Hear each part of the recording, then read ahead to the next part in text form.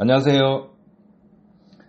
자동차 엔진 또 선박용 엔진 내연기관에 있어서 많은 기술들이 개발되고 또 진보하고 개발되고 했습니다. 엔진을 보시면 깊이 있게 아시는 분들도 있고 깊이 있게 알지 못하는 분들도 상당히 많이 있습니다. 학교에서 배우는 내용하고 현장에서 경험으로 통해서 얻어낸 기술하고는 틀립니다. 책으로 읽는 거하고 책을 보고 몸으로 익히는 거하고도 다르듯이 연구개발 쪽도 현장에 나와 있는 자동차 메이커 기술들, 그 기술들 메이커마다 비공개로 움직이기 때문에 세부적으로 파고 들어가지 못합니다. 그래서 이 부분 한번 전체적으로 한번 훑어보도록 하겠습니다. 터보 차저가 달려있다 이런 것은 기본적으로 학교에서 배우는 것입니다. 인터쿨러 달려있다 이것도 배우는 것입니다. 그리고 여기서 그 밑에 보시면 커먼 레일 인젝션 방식이 있고 유니트 인젝션 방식이 있습니다. 커먼 레일은 대체적으로 많이 아는데 유니트 인젝터 방식에 대해서는 조금 모르시는 분들이 많이 있을 것입니다. 해서 유니트 인젝터 방식은 상용차 엔진에 들어가 있는 부분입니다.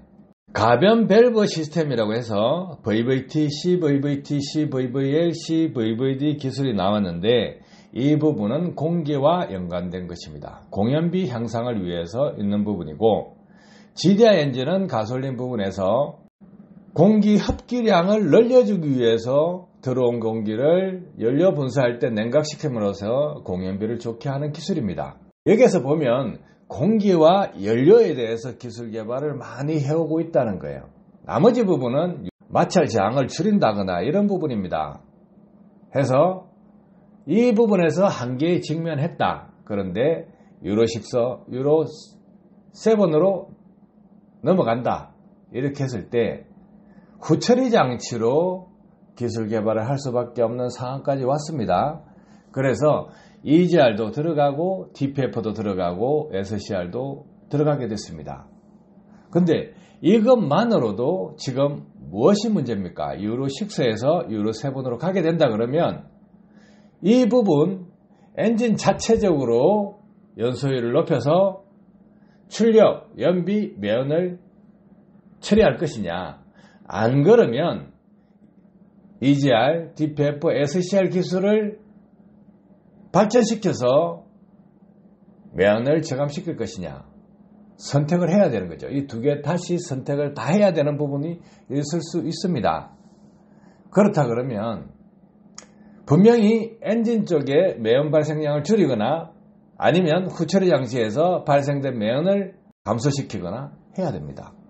틈새 기술은 과연 있을까 이렇게 생각해 보십시오. 엔진에서 연소 공학적으로 접근하면 빈틈이 거의 보이지가 않습니다. 하지만 유일하게 보이는 곳이 역류 부분입니다.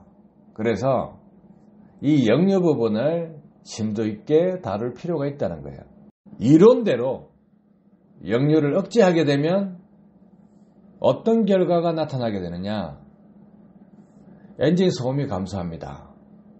그리고 공연비 비율이 좋아지기 때문에 연소 효율이 높아집니다. 출력이 증가합니다. 매연이 줄어들게 됩니다. 자, 이런 부분, 좋은 부분이 상당히 많이 있습니다.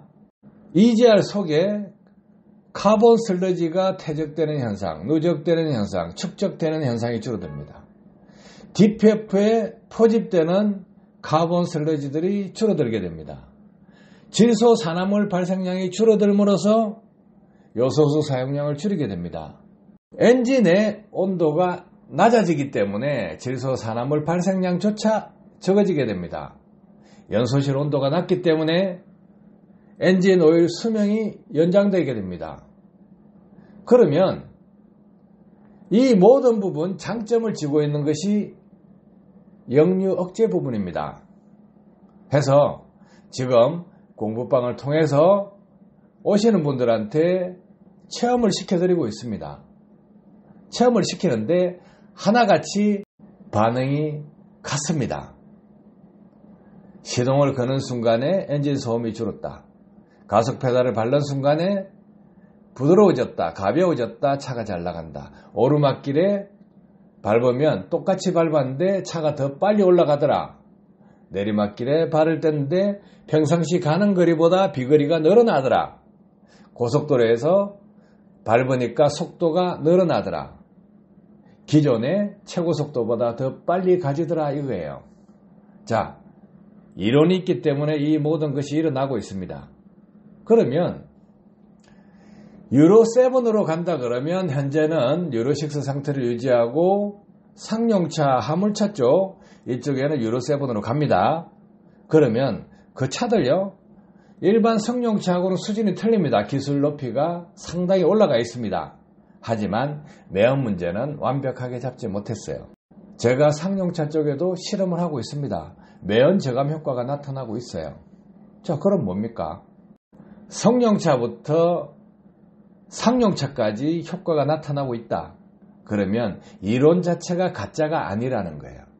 그리고 실제로 소비자들, 차주들이 체감하고 있기 때문에 또 거짓이 아니라는 거예요. 이론이 있는 상태에서 결과가 나오고 있다.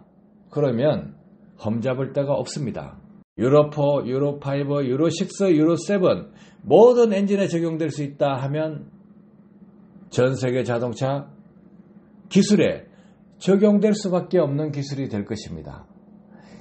제가 주장하는 이 이론과 현실이 믿어지지 않는다 하면 공부방에 오셔서 직접 체험을 해보세요. 기술을 보급하기 위해서 그냥 오픈하는 기술입니다. 여러분들도 체험을 해보시면 답이 나올 것입니다. 학교에서 배운다, 정비하면서 배운다, 현장에서 배운다 해가지고 닫혀있는 생각을 가지면 상상을 못합니다.